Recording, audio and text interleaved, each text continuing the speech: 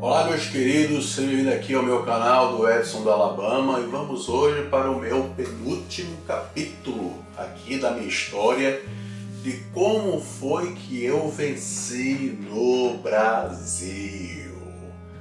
Pois é, gente, é uma história que já vai acabar emendando daqui a pouco com uma outra minissérie que eu vou oferecer a vocês.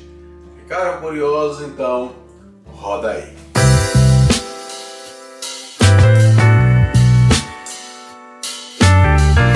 Bem como vocês já observaram, a minha vida estava tinha realizado meus intercâmbios, a escola sendo reconhecida finalmente pela cidade de Paranaguá e o litoral do Paraná, realizando outros sonhos particulares meus que eram voltar a lecionar.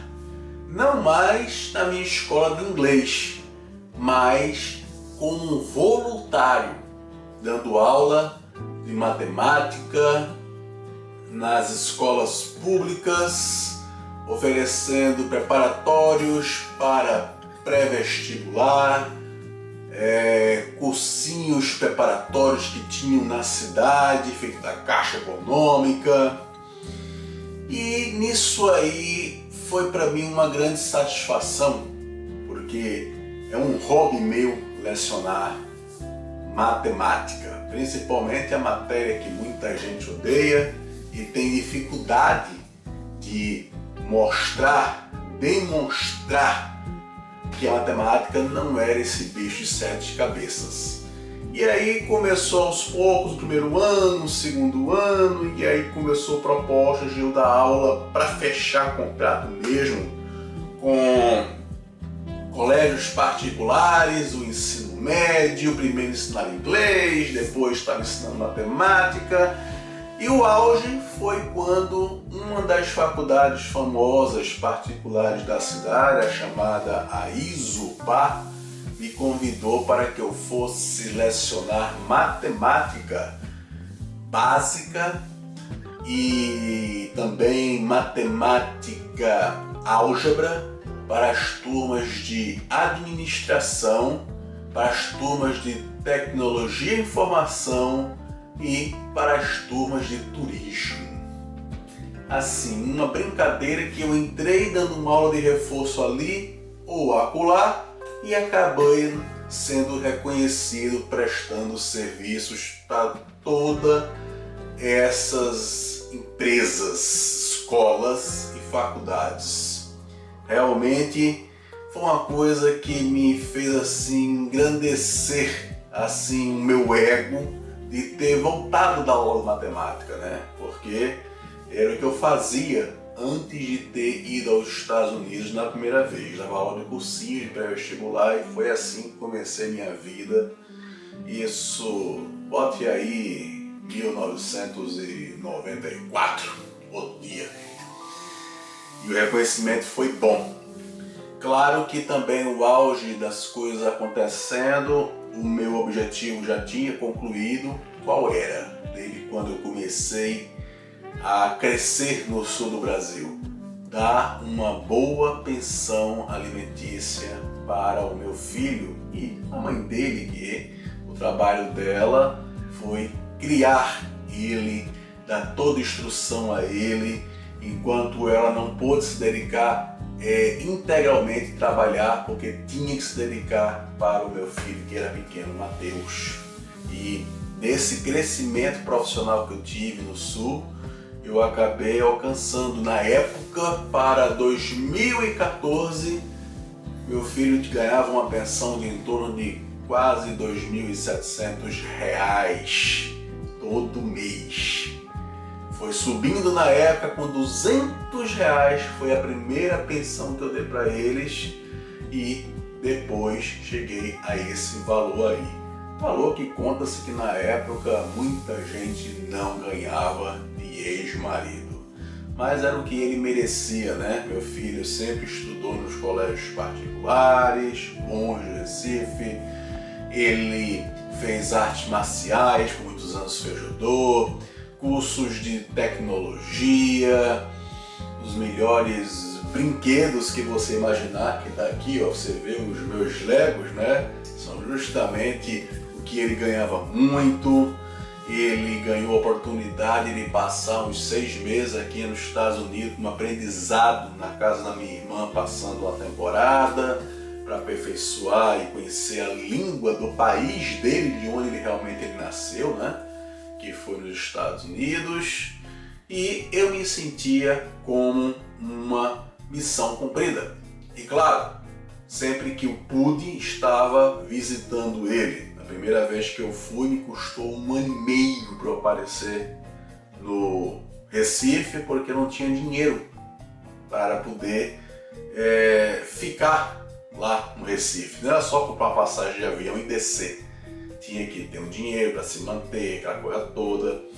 E depois foi melhorando. A cada ano eu ia visitá-lo. Depois eu estava indo a cada 6 meses. Depois eu comecei a buscar ele e a mãe dele para passar férias conosco, a viajar conosco, a ele ter uma vida diferente, né?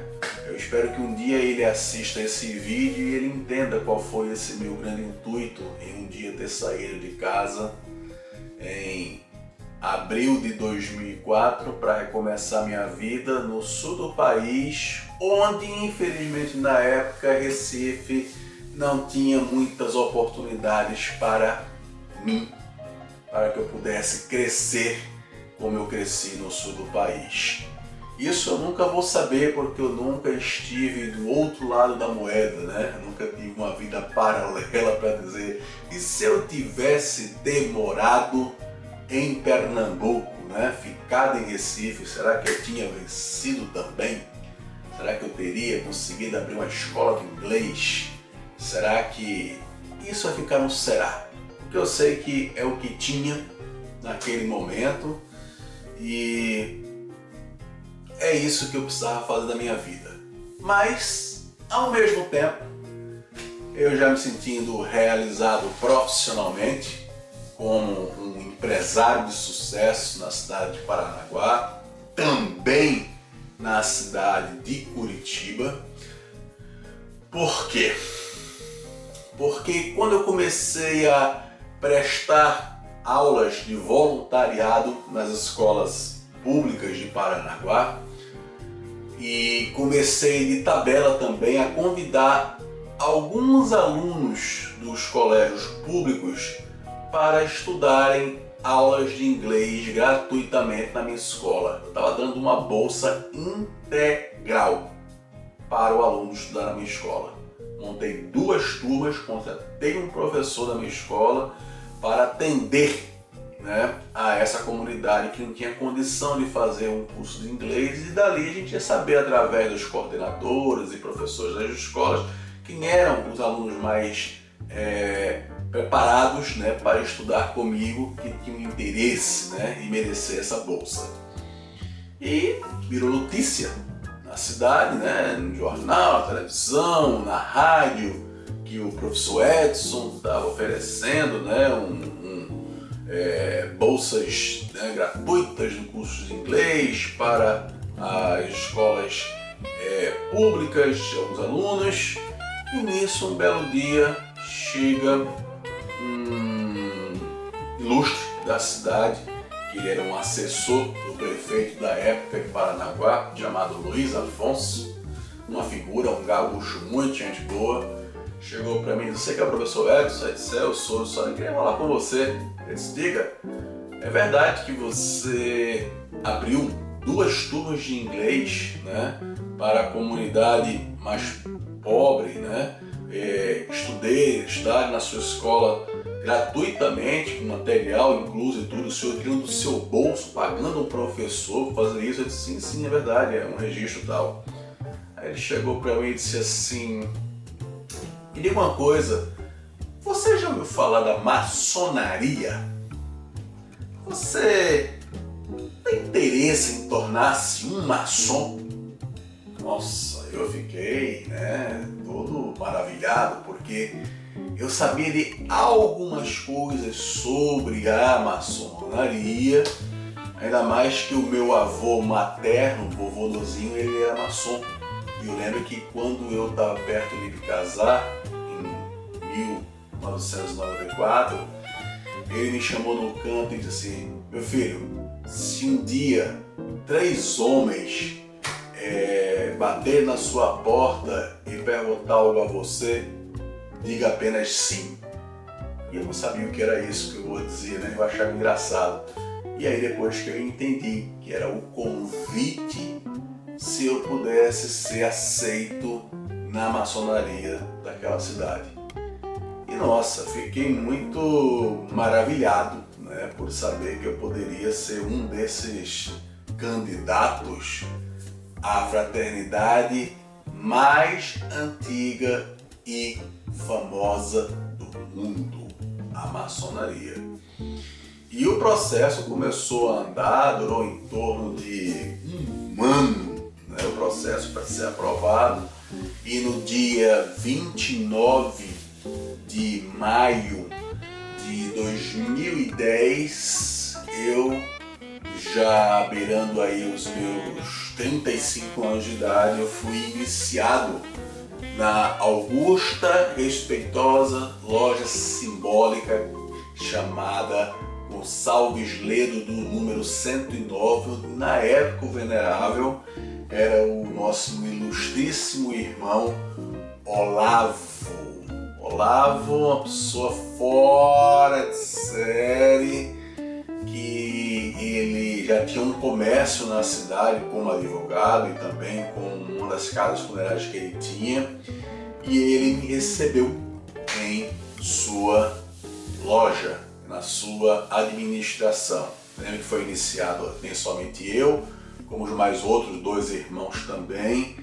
E eu me senti encantado, né? Saber que agora eu era um maçom, um aprendiz maçom. E dali comecei toda uma carreira maçônica, quando um mês depois eu acabei me transferindo para estudar em Curitiba, dentro do Palácio Maçônico do Grande Oriente do Paraná. Existiam 7 templos maçônicos. E o grão-mestre da época era o nosso irmão querido, o irmão Krainski, que era o recente comandante da Polícia Militar do Estado do Paraná. Tinha muito carinho a mim, pois os outros graus que eu passei para companheiro e depois para mestre maçom, ele fez questão de presencialmente assistir.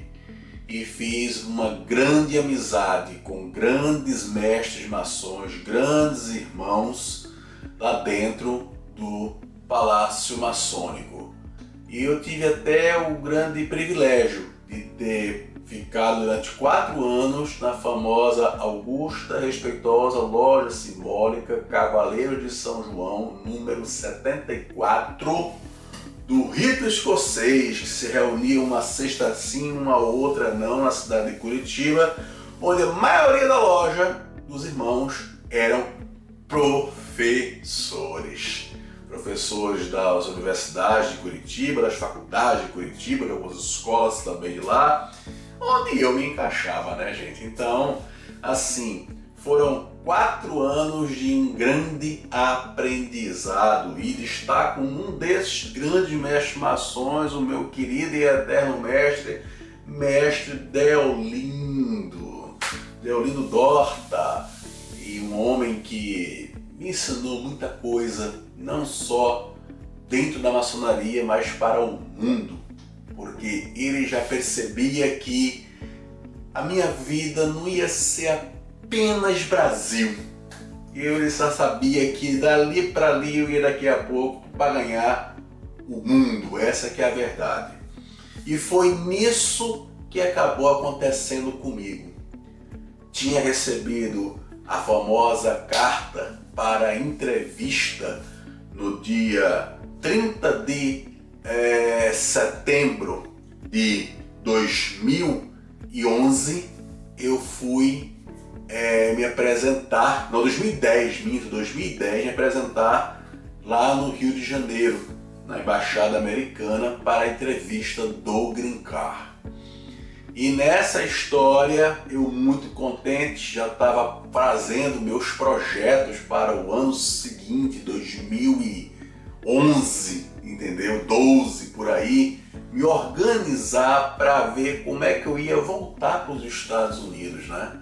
Onde meu grande intuito era montar uma filial da English Class One, já que eu tinha experiência por aqui. E ao chegar a essa entrevista, uma demora, fui o último a ser atendido, era quase 5 minutos para meio-dia, quando um dos assistentes de lá, ele me atendeu e puxou o material e olhou e disse assim: olha, esse documento aqui que você está me entregando foi rasurado aqui o envelope. Eu disse: não estou sabendo, não abri nada. E ele já foi até meio grosseiro comigo e chegou e disse assim: isso foi rasurado sim, isso foi rasurado, e isso aqui é ilegal. Eu disse: olha, não fui eu. Aí ele puxou os documentos, começou a olhar e viu e disse assim: você casou? Você casou, foi? Eu disse: sim, eu tinha algum problema, não poderia casar. Não, você não podia ter casado, não. O seu processo de green card foi sua mãe que aplicou para você há anos atrás e você não podia estar casado. Que coisa! Olhe, sei não, viu, como vai ser sua entrevista com a cônsul. Já fiquei meio assim, né, sem saber de nada, inocentemente. E logo após a cônsul me atende, uma americana, grosseira, vou dizer a você, porque ela puxou os documentos, olhou, aí disse assim: você casou, foi? Minha pergunta, só que ela falou com uma grosseria já mais ainda. Aí disse: sim, eu casei. Você não pode casar, não. O cara disse aí vai atrapalhar seu processo de seu green card, você não pode casar de forma alguma, não tem direito. Outra coisa. Ela viu a ficha, viu. Quanto tempo você foi para os Estados Unidos? Aí eu disse: eu fiquei 3 anos. Quanto tempo você ficou lá legal? Mas eu fiquei legal por um bom tempo. Mas cadê a prova? Aí eu mostrei, né? Eu tinha dado entrada num processo, né, de renovação de visto, de trabalho. Aí ele olhou: mas você contando aqui pelo tempo ficou ilegal nos Estados Unidos, não podia ter ficado não. Quando foi o celular? Aí eu saí lá em setembro de 2002. Então, nós estamos agora em setembro de 2010, pois fique sabendo o seguinte, que você está de castigo. Não pode retornar aos Estados Unidos até completar setembro de 2012. E além do mais, você está casado. Acabou. Fim. Não pode fazer nada. Ela pegou meu passaporte, olhou, riscou, marcou e dali, quando eu saí daquela entrevista, já meio abalado, eu vi que as minhas chances de eu voltar para os Estados Unidos eram já quase tipo inútil. Não tinha mais o que fazer, porque eu tinha me casado, tinha ficado ilegal nos Estados Unidos. E outra coisa, eu já estava com outra vida, né, com outros ares, porque eu já estava preparando o 3º intercâmbio para minha escola de inglês, me preparando para viajar com os alunos, projeto de até comprar minha primeira casa própria, pois eu não tinha casa própria. Eu tinha esse interesse de viver a minha vidinha, né, já estava trocando de carrinho, um carrinho novo, e voltei para casa. Quando deu uma semana, chegou uma carta dizendo lá do consulado que se eu me divorciasse de Joelma, e mandando para eles o documento de comprovação de que eu tinha me divorciado, eles mandariam o meu green card. E na mesma hora eu fiquei pensando: e agora? E será que João vai aceitar essa história de eu me divorciar dela por causa de um documento? Ih, rapaz, conversa vai dormir, né? Pois é, isso aí eu te conto no próximo capítulo e último daqui da minha temporada, que é justamente como eu venci no Brasil. Aquele abraço.